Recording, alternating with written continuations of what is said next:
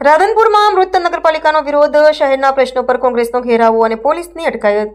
રાધનપુર શહેર કોંગ્રેસે આજે નગરપાલિકા સામે અનોખો મૃત નગરપાલિકાનું બેસણું રાખી જોરદાર વિરોધ નોંધાવ્યો હતો। શહેરમાં સતત વધી રહેલા રોડ રસ્તા, ખાડા ઉભરાતા ગટરના પાણી, રખડતા ઢોરો, પીવાનું પાણી, અનિયમિત પુરવઠો અને બંધ સ્ટ્રીટ લાઇટો જેવા મૂળભૂત પ્રશ્નો લાંબા સમયથી ઉકેલાયા નથી।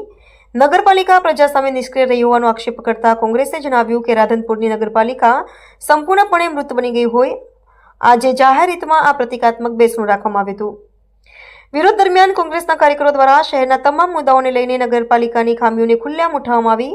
કોંગ્રેસે આક્ષેપ કર્યો કે નગરપાલિકા જીવંત હોત તો શહેરની ગટરો રસ્તા પર ન વહેતી હોત, ઢોરો રસ્તા પર ન દોડ્યા કરતા, સ્ટ્રીટ લાઇટો અંધકાર પાથરતી ન હોત અને પીવાનું પાણી રોજ અસ્થિર ન રહેતું। શહેરના દરેક મુદ્દા અનાથ થઈ ગયા હોવાથી આજે મૃત નગરપાલિકાનું બેસણું રાખી પ્રજાના દુઃખો સાથે વિરોધ વ્યક્ત કરવામાં આવ્યો હતો। વિરોધ દરમિયાન વિરોધ પક્ષના નેતા જયાબેન ઠાકોરે નગરપાલિકા પ્રમુખ ભાવનાબેન વિક્રમભાઈ જોશી પર ગંભીર આક્ષેપો કર્યા। તેમણે જણાવ્યું કે પ્રમુખ નગરપાલિકા હાજર રહેતા જ નથી અને વહીવટી પ્રમુખના પતિ સંભાળતા હોય તેવી શંકા જનતામાં વધી રહી છે।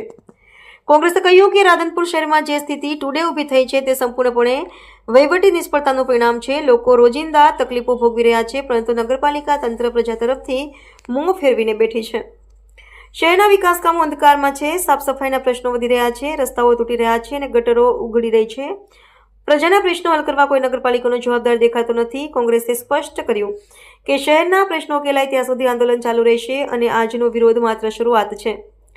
કોંગ્રેસનું અંતિમ નિવેદન હતું કે અટકાયતોથી અવાજ દબાવવામાં નહીં આવે। પ્રજાના હિત માટે અવાજ ઉઠાવવાની અમારી ફરજ છે અને રાધનપુરના પ્રશ્નો માટે અમે સતત જન આંદોલન કરતા। રિપોર્ટર નાથાલાલ ઠાકોર, વિશિષ્ટ કર્તવ્ય ન્યૂઝ, રાધનપુર।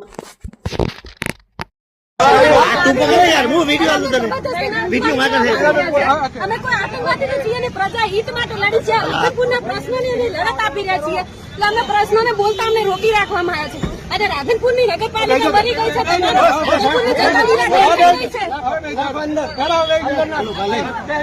અમારો કાર્યક્રમ આજે રાધનપુર નગરપાલિકાની અંદર હજારો પ્રશ્નો પડ્યા છે। અત્યારે 9 થી 10 મહિના થયા છે નગરપાલિકા ભાજપની ચૂંટાયાના। નગરપાલિકાની અંદર ગમે ત્યારે અમે જઈએ ક્યારે નગરપાલિકાના પ્રમુખ હોતા નથી અને ત્યાં પણ રજૂઆત કરવા જાય એટલે અત્યારે તમામ વિસ્તારમાંથી પબ્લિક અહીંયા વિરોધ કરવા આવેલી હતી અને પોલીસ એમનો હાથો બની અને અત્યારે અમને બિલકુલ અમારા જે પ્રશ્નો હતા રજૂઆત કરવા દીધી નથી। અમે સરકાર સુધી જઈએ તો અમારો અવાજ દબાવવામાં આવે છે।